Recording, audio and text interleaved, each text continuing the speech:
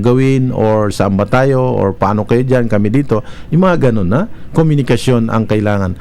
Hindi tayo pwede mamuhay na ibig sabihin, oh sige bahala na si Bargan, kanya-kanya lang tayo kung ha?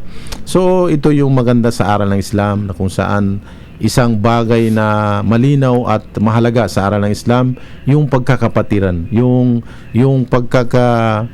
pagkakabigkis ng ating mga puso at isipan sa isang aral na kung saan nagdadala sa atin sa malinaw na aral at nagpapalaya sa pang-aalipin ng kamangmangan.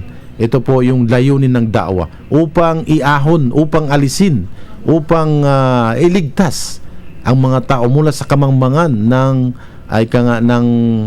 ng kaalaman tungkol sa pagsamba sa Diyos, mula sa kamangmangan tungkol doon sa kanilang mga pang-araw-araw na gawain. Let's say, paano ba nilang isabuhay bilang miyembro ng lipunan, bilang yung moral na mamuhay na isang tao o grupo ng mga tao sa lipunan, paano natin isagawa bilang mga tao? Tayo ba'y magpapatayan lamang? Tayo ba'y magkakamal na lamang na mga magpapayaman na lamang? Kung merong uagaw sa ating kayamanan, pupuksain natin, papatayin natin, pasasabukan natin? Hindi po ganoon. Hindi po yung moral na lipunan. Ang moral na lipunan, yung mga lipunan na kung saan kumikilala sa dakilang tagapaglikha at sumusuko, tumatalima sa kanyang mga inuutos.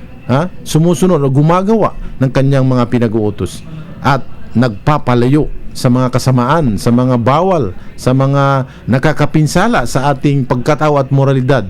Ito po yung yung mga lipunan ng mga Muslim na kung saan marami ang ayaw, ang sumalungat, ang ayaw nilang intindihin, ayaw nilang pakinggan, katulad na ng mga bansa natin, mga bansang Muslim halimbawa.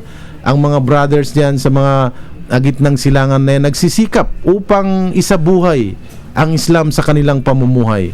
Ngunit may mga tao na nasasagasaan yung kanilang interes, nasasagasaan yung kanilang mga plano, paano yumaman, paano magkamal ng kayamanan, nasasagasaan ng mga alituntunin ng Islam, ng mga pamamaraan na kung saan yun ang gusto ng Allah subhanahu wa ta'ala.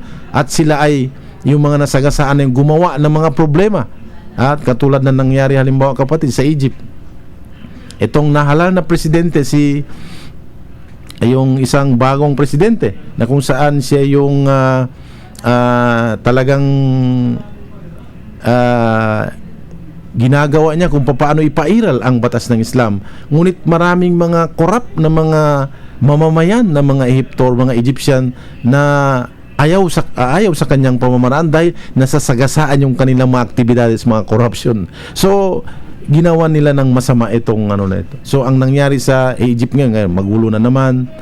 So tuwing merong bansa na kung saan gusto nilang mamuhay ng matuwid, ng makatotohanan, ng marangal, merong papasok na kumakalaban, merong gegera sa kanila.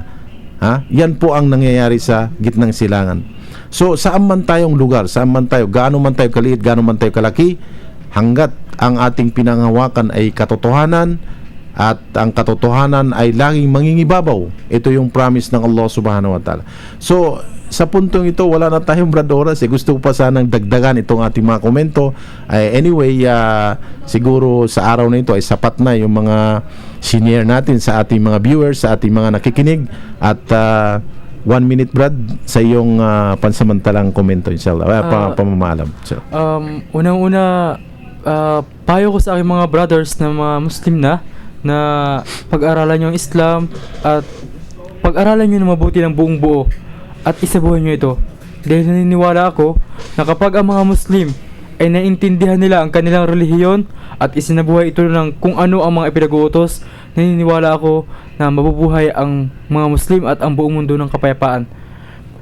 At payo ko sa mga hindi pa Muslim na kung ever man na may mga namit kayong mga hindi maganda about sa Islam, sana huwag niyong husgahan ang Islam dahil sa mga tao o dahil sa mga gawa ng tao. Bagkus husgahan ninyo ang Islam sa kung ano ang itinuturo nito. Na kung kaya ini-encourage ko sa mga hindi pa Muslim din na pag-aralan din nila ang kanilang reliyon. At sa pahintulot ng Allah ay maintindihan yung Islam.